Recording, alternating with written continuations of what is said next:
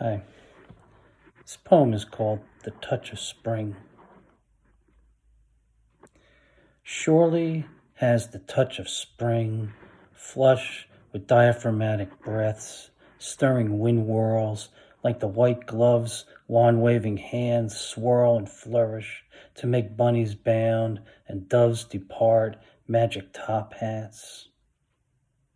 Surely has airborne sun bent the stretching pines to sway, spitting dust and pollen germs, and woken the sleepers under ice melt, who plod gaily in mucky mud, pooled between tractor ruts and debris drifts.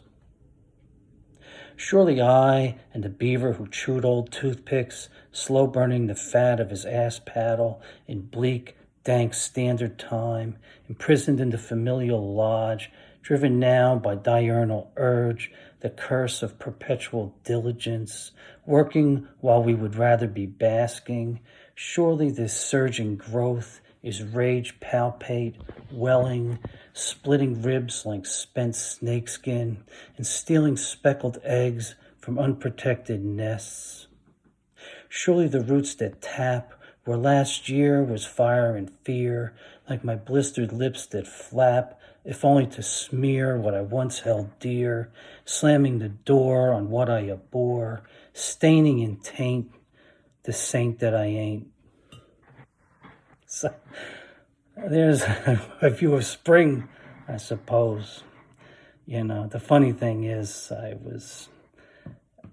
my intention was, I live in a 55 and older community, and I was going to write a nice little sweet spring poem to let them publish in the monthly newsletter for spring. And then, as usual, it went off the rails.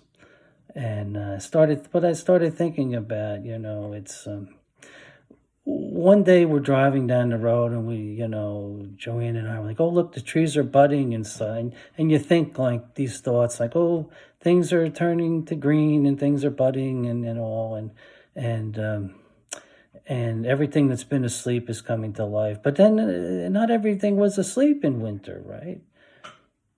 Right? The deer were scavenging for, food, and little animals were scavenging for food, and beavers were living in their lodges and eating what they had stored up, and not eating and just burning the fat and that they had and stored up, and vultures were eating carcasses, and so all this stuff was going on.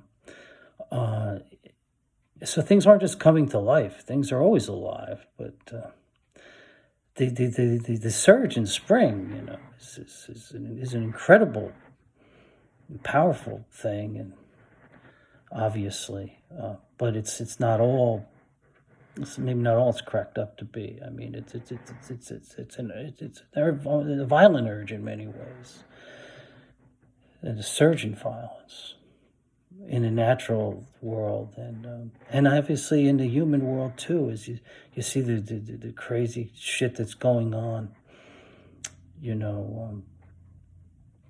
politically with half of the country, looking to have a dictatorial form of government.